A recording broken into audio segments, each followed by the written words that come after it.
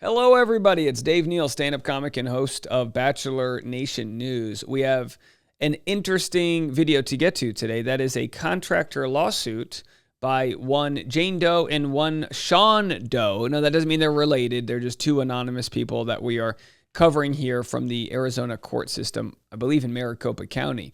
Of course, Jane Doe has been attached to the very public lawsuit with Clayton Echard. Their evidentiary hearing is set for, I believe, February 27th in Maricopa County to decide who's going to pay the bills regarding what started as a paternity scandal turned into what a lot of people believe is she made the whole thing up. Was she ever pregnant? Whatever happened to the quote-unquote twins as far as providing proof of death certificates? Of course, they would have passed away if they were around after the date where you have to issue a birth and death certificate. I mean, just wild stuff. Well, why is it important to cover the contractor lawsuit? That's the big question. Well, the answer to that would be to just look at all of the different areas of litigation that Jane Doe has been in, and she has sort of introduced some of these storylines, to call them, because she's defended herself recently in this article she wrote, in part blasting me. I don't want to get into the part where she blasted me, but she says I have a relentless drive for ego and profit. Well, I mean, I show up to work and I do my job. I mean, would you say that about a journalist covering the war in Ukraine? They have an ego and they want profit. Well, they want to get paid. And I'm not saying what I do is like covering a war, but we all show up because we live in a world where we have bills to pay. With that said, Legal Vices, our good friend over here on YouTube, read this story, and I've of course been talking about a possible new victim. There's a Freudian slip there. A new victim in the Jane Doe saga. We know Clayton Echard claims that he is not the first or the second or third, but maybe even up to the fifth victim of a paternity scandal, hoax, pregnancies, abortions, contracts, all of that jazz that we don't need to relitigate. Well, this is one of the first times we've looked at the contracts of a non-sexual nature. Now, I've spoken to the guy in question here that she's about to talk about, and he shared his side. In the end, their court hearings were settled, I believe, and his wages were garnished up to maybe $37,000 or something because he couldn't pay what their settlement was supposedly for. Initially, Jane Doe paid him, I believe, $34,000 for work, which she says was done shoddy, and it injured her horses. She shows proof of photos of her horses having injuries on them and having sustained injuries. It's kind of complicated because this lawsuit, I believe, was pro se. I believe she didn't have a lawyer, and the judge actually said in the case, that she, in the minutes entries, that the plaintiff, which is Jane Doe, shall file no further motions to compel and or for sanctions without leave of court. Should plaintiff Jane Doe fail to obey this order, the court will set an order to show cause hearing to discuss appropriate sanctions to be issued to plaintiffs pursuant. So in my non-legal eyes, I think what the judge is saying is quit doing stuff because you're filing too much. I don't know if that's true. I don't know if that's exactly what it is. Here's what Legal Vices has to say as he reads Jane Doe's recent article.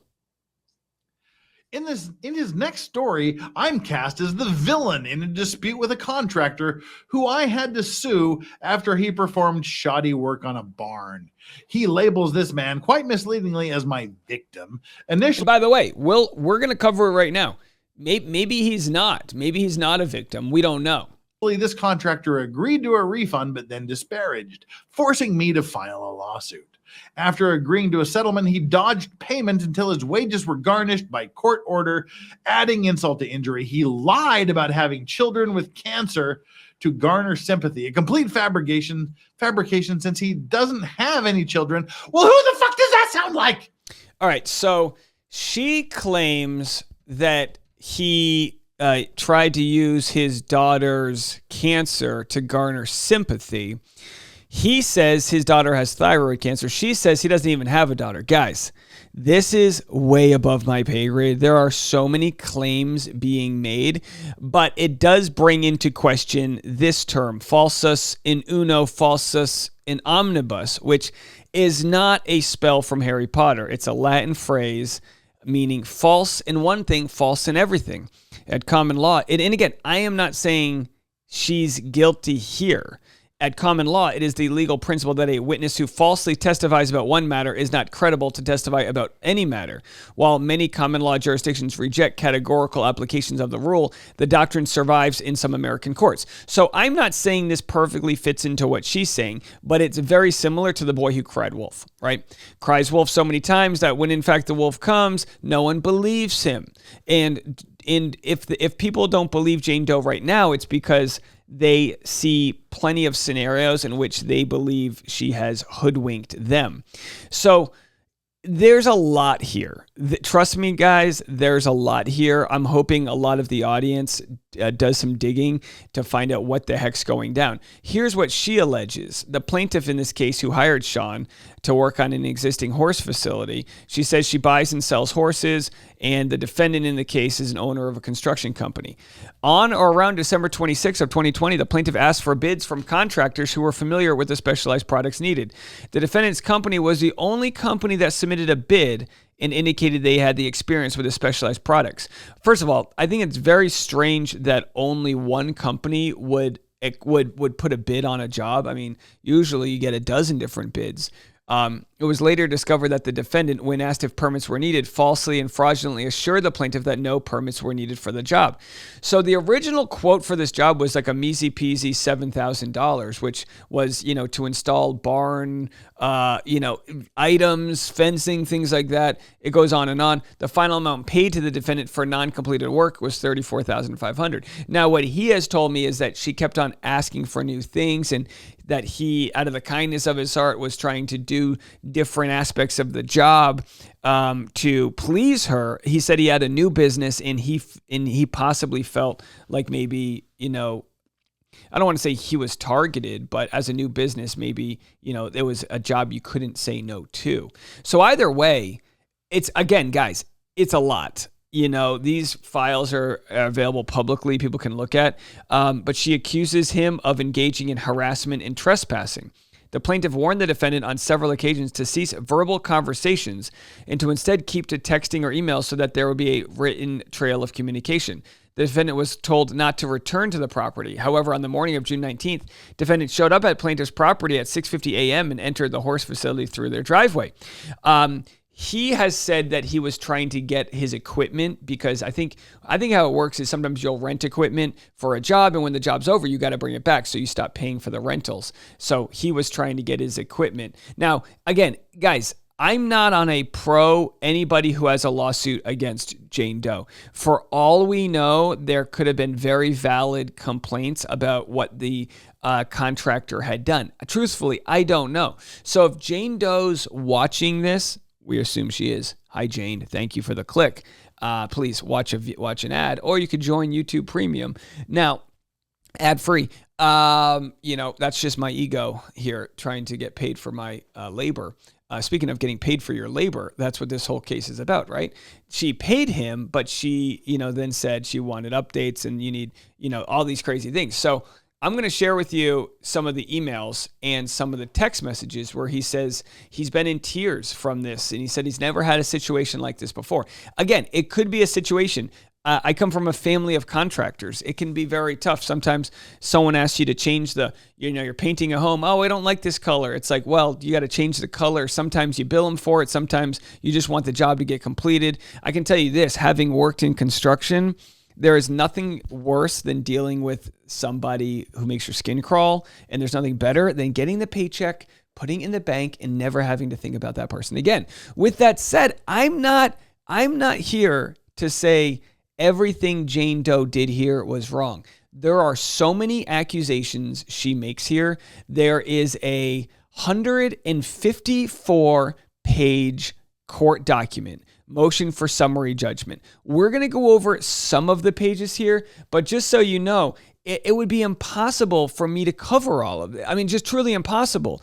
I know that the defendant here said he settled because he knew going to court with her for a long time would drain him regardless. And so that's why he settled. But as you'll see here, I mean, he talks about putting together loans, like he had to take a loan out just to repay her. Imagine doing a bunch of work for somebody and then having to take a loan out to pay the person back because, whatever. And then it gets down to the question, I put it this way. Sometimes, like if I was a contractor and Jane Doe hired me to put cobblestone driveways in her driveway, and then she ends up saying, I hate these cobblestone driveways.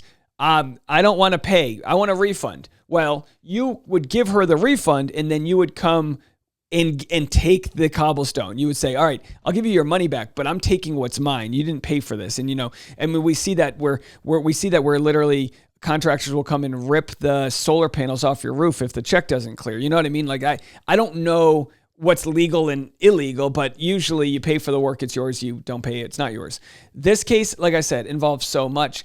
All I can say is I can't speak to the truths of the contractor, but we can look at possible instances where there are the same sorts of verbiage and the same sorts of lines used. Now, does the contractor believe he was extorted? That's what we'll find out. Was he extorted? Again, too much information to make those claims. I just bring them to you. So she talks about the money that she paid and that there was a complaint being filed and all of these different reasons about why he, she talks about emotional damages. The defendant, knowing the serious health issues that her family was facing, claimed he would complete work quickly so as to not add more stress in their lives. He delayed work, fabricated stories for the delays. And again, this was in 2020, 2021, when there probably were a lot of delays. He shows text messages that he was sending where he was trying to get piping and he couldn't get piping. There were supply chain issues, whatever.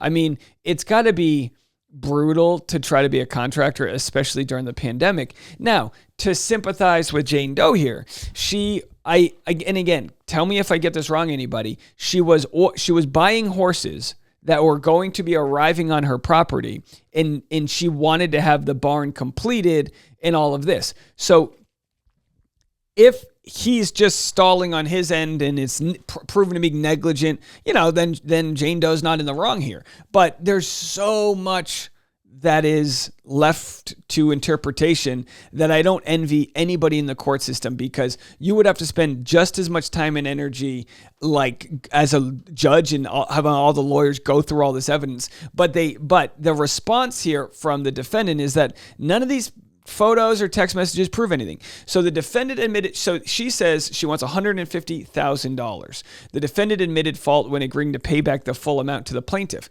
All right, so this is what's tough.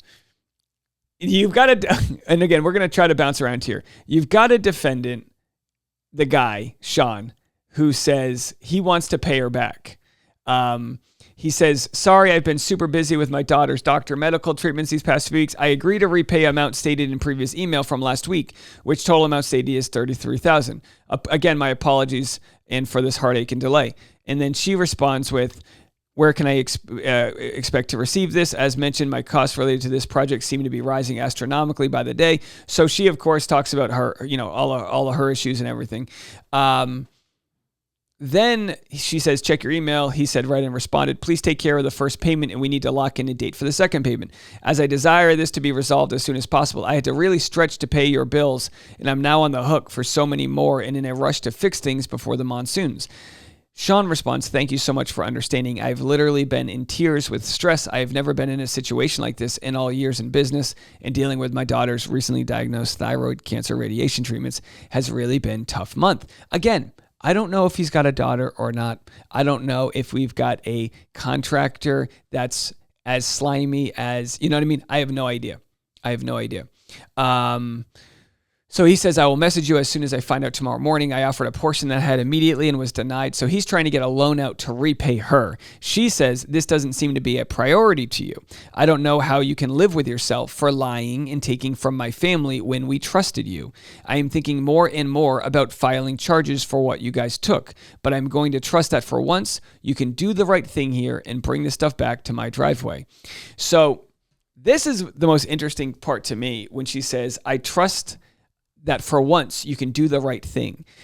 Again, this is the same exact wording she used with some of these other men. I trust you'll do the right thing and blah, blah, blah, blah, blah. So it may be she's just putting her trust in all the wrong people. You know what I mean? All I can do is present this to you. If it sounds like I'm tiptoeing around this issue, honey, put that down. What are you doing? My wife's picking things up. I'm going to get that in a second. No one's going to steal it from the front porch. I got a pregnant wife in the other room with the flu. All right, honey. Are you done? Are you done? Okay. Don't make me get up there. All right. Excuse me, folks. Sorry. The Amazon delivery truck came. All of our new chairs arrived. I trust you'll do the right thing, honey, and not pick any more of that stuff up. All right, let's continue with this here. I was going to, guys, for anyone wondering if I'm an absentee husband, I was going to pick up the Amazon. It was waiting at the porch. I'm watching the window. No porch pirates are stealing these packages. They're too heavy. Anyway, I digress very briefly here. So what you see is that, again, like I said, there's going to be a hell of a lot of bandwidth needed to go through these documents, 150 pages. But she says here, I trust that for once you'll do the right thing. I don't know. I don't know what this is all about. It could be multiple things. It could be a contractor that overpromised, underdelivered, and he had shitty services. And the initial job, she kept on asking for more, and the things she asked for were permitted, which he didn't do. And maybe she knew he was violating things and could take advantage of them. So on one end, full spectrum, he's a shitty contractor. I don't know. Maybe not. I don't know. What does it say about her for hiring him, right? On the other end, she caught him in some lies on text messages, which is what he alleges, is that she caught him overpromising things, and maybe not even that, but like trying to assuage the situation here, and because of that was able to use that against him. He wanted to make good by paying things back. Then she says, because he's trying to pay things back, he's admitting guilt, and it's like, oh my gosh. So his company nearly went out of business because of this. I believe they survived it. He tells me he's a Native American business owner in Arizona. I'm presenting to you some information from him because we have right here, the willingness from Jane Doe to share a side of hers, which is that he's a deceitful guy. He's all these things. He's effing with her family. And like I said, falsus in uno, falsus in omnibus. I'm not saying what's right or wrong. I'm just saying, as an audience member, I think we can all agree it's hard to believe anything that's coming out of her mouth, right? It's hard to believe that. I would be able to say that and hold that up in the court. Yes, sorry, Your Honor, I don't trust this person's word. That's something I could stand by. So she makes all these complaints. He answers the complaint and basically, answers to Jane Doe's second amended complaint. His answers are essentially, I'm pretty much denying all of her accusations, right? So then we've got here, and I'm going to go to all of the different, I'm going to go to some of the different pages here, but we've got here, oh my gosh, all of the sort of evidence that she wants to give as to why she should be receiving this money. Again, I don't think anyone's representing her. So we're going to just go all the way to page 29 here. I mean, because she talks about some of the same things, the emotional distress she's faced from this, how she talks about a horse sale at their residence. Plaintiff has sold horses for as high as $150,000, she says, who won at the United States Equestrian Federal Pony Finals. The defendant's construction delays occurred during the prime season for horse sales due to the months-long Arizona and Palm Springs winter circuit. And the plaintiffs had planned on making somewhere in the low six figures during this time period.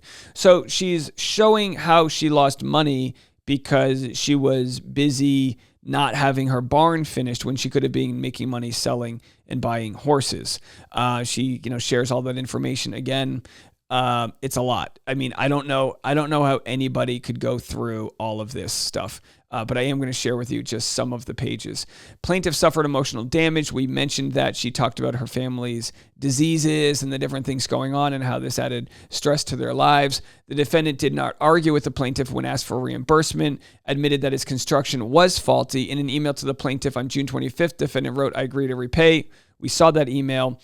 Again, I don't know, there were times here where I think she says she spoke to some of his workers. And let's go to page 37 here. New messages.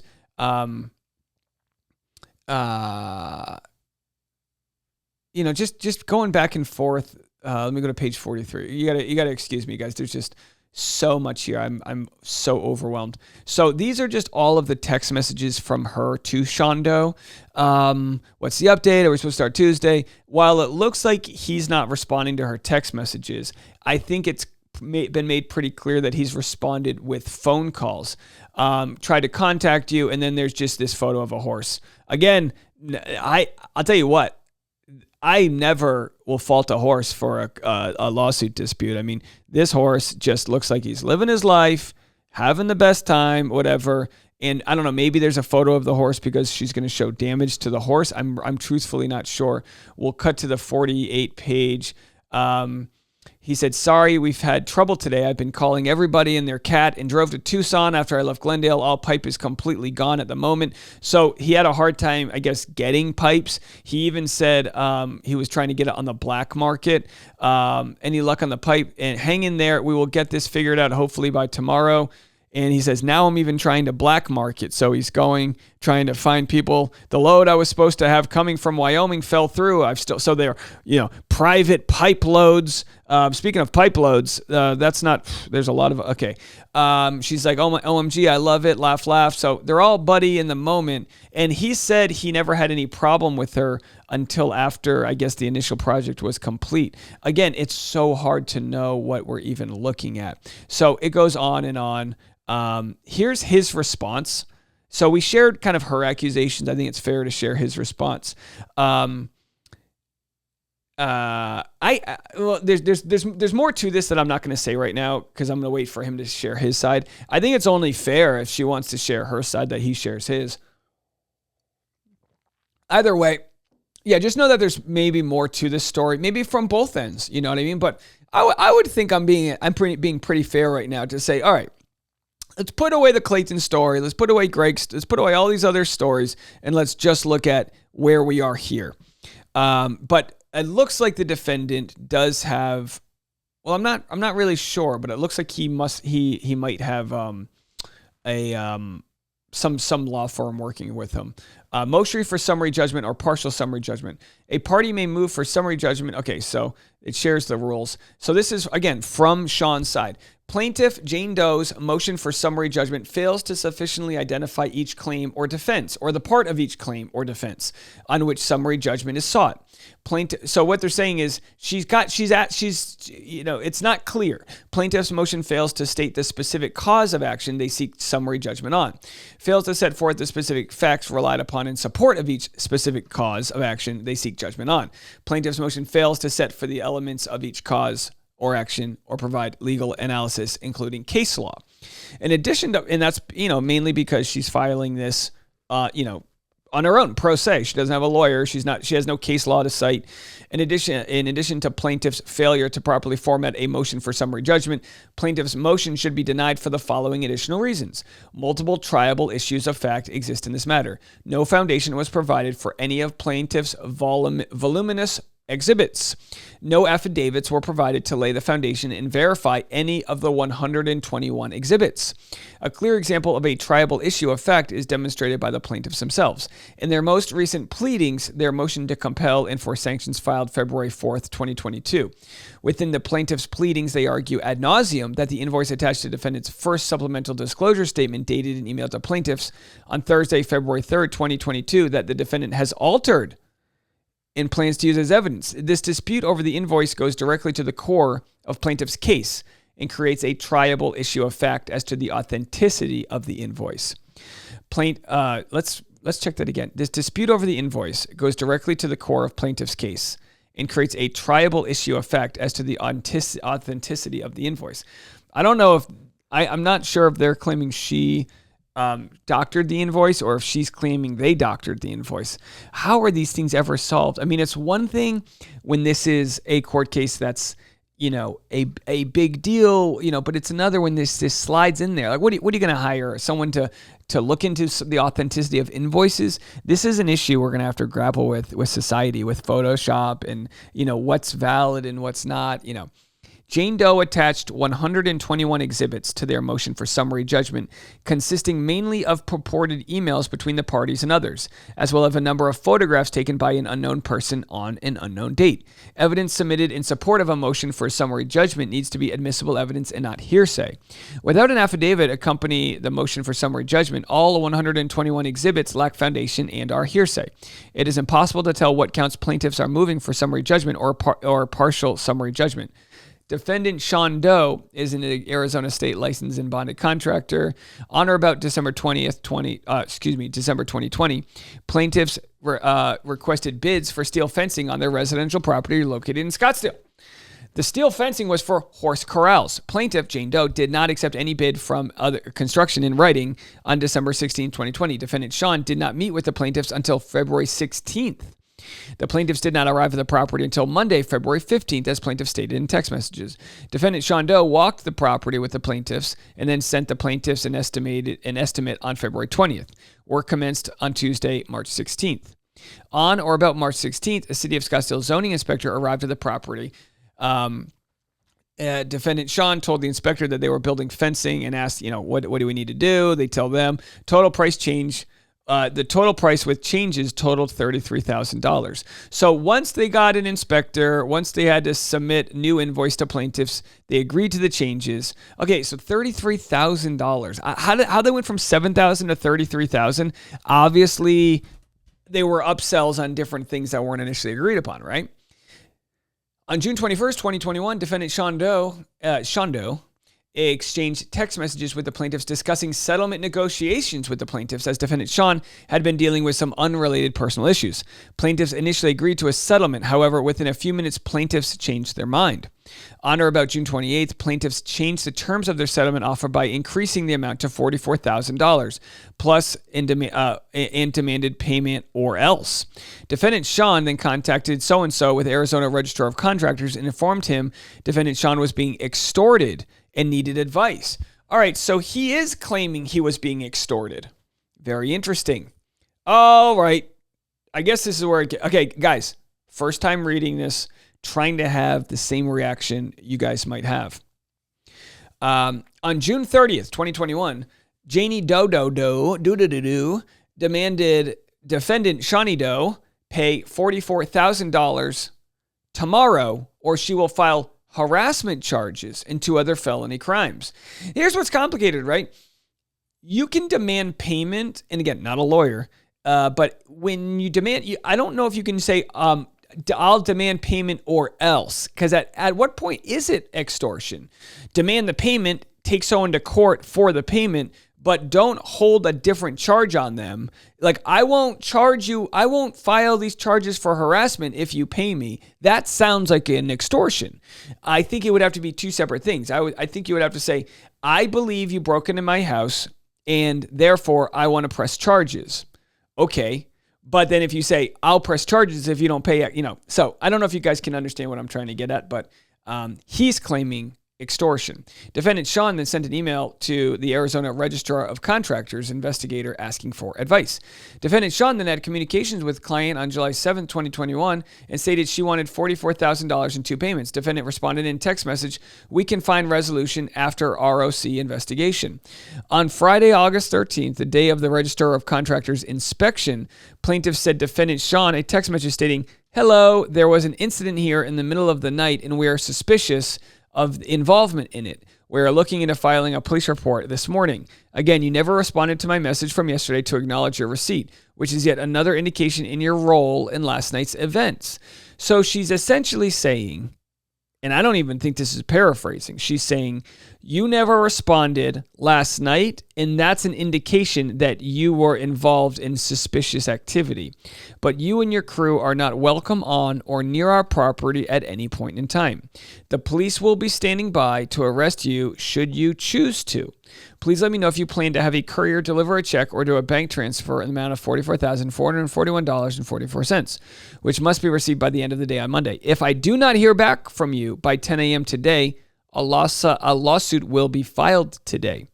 On Friday, August 13th, 2021, an Arizona Register of Contractors investigator called defendant Sean and said inspection is called off and case is closed due to the plaintiffs not allowing access. So, this is wild. So he wants to get the Register of Contractors, ROC, to investigate his work, to say, did I or did I not do the appropriate job? But because of a potential issue with breaking and entering, plaintiff is not allowing access. All of your work performed, again, this is from Sean Doe. All of the work performed at the plaintiff's residence was performed in a workmanlike manner and met any existing building codes. The work was up to industry standards, yet plaintiffs continued to harass the defendants and their workers. Plaintiffs told defendant Sean not to return to the property, would not give an ROC inspector access to the property, and even tried to prevent the defendants from removing their machinery from the property. Wherefore, plaintiffs' motion for summary judgment should be denied. So again, I don't even know if we ever got an appropriate response from the judge because this ended up being settled out of court.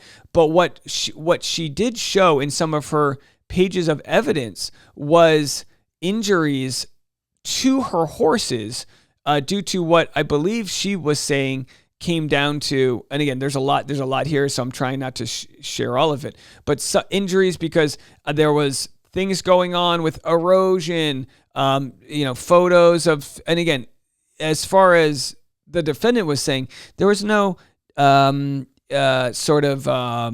dates on when these things were taken, and how did your horse get injured? Well, they had a scratch on their neck, these types of deals. And again, we'll never know. These horses aren't talking. Like, what's this? It looked like someone took a crowbar and broke out of a cage. I don't even know what this is. Did the horse scratch himself because something wasn't done properly? Here's evidence that the horses scratched themselves on bars. Again, is it a workmanship issue? It seems as though there's no paper trail because the ROC was not allowed in. Of course, there's an open wound there on a horse. He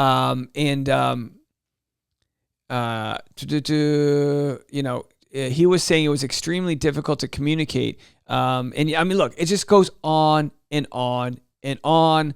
I am no closer to knowing what are the facts here. But what I will say is it's very interesting that he's accusing her of extortion. In this case where we've got Clayton and his issues, and you start to go, what's the webbing here? What's the connective tissue? With a Clayton type of issue, she was saying, communicate with me, date me, or else I'm going to go to the press. There's always a or else.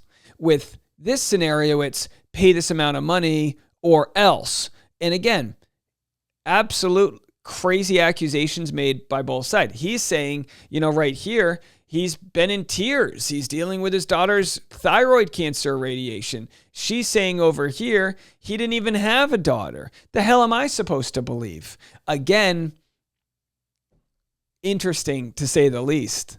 I don't know we'll ever get closer to the truth with the contractor issue. My guess is if he ever did an interview and shared his side, she would probably sue him. That's just my hunch. So I don't see, now that it is settled, it looks like, I guess, she was able to garnish his wages and get more money out of him. I'm not really sure. But I think it's worth talking about. Can we all agree? I think I can make the case that this is worth talking about. It's not like there's a one-off case with Clayton Eckert and then it just so happens that there's this other lawsuit. We've got tens, if not dozens, of different cases and hundreds of text messages that really shape the way people are spoken to. And it's at the very least extremely interesting. I'd love to know your thoughts. I want to remind everybody, I'm going to be putting together a compilation video showing the dozens of times I've said this before. So excuse my hoarse voice, no pun intended here. Get a load of this pipe. That's merch shirt. Get a load of this pipe, and it's just me with a pipe hitting the like button on the YouTube video. But don't contact her. Just leave her out of it. We can look at what's public. We can look at what she's saying. I mean, she wrote a Medium article bashing me. It's kind of funny that she didn't use my name in the new article, because obviously people will do a little bit of research and see that have been very reasonable here. But it's very interesting that I'm going to continue, beginning or end of every video, to just say, don't reach out to her. I know there's a lot of crazy people out there. Some that follow this case, some that follow others. People want to take justice in their own hands. Just don't do that. And I can't say that anymore.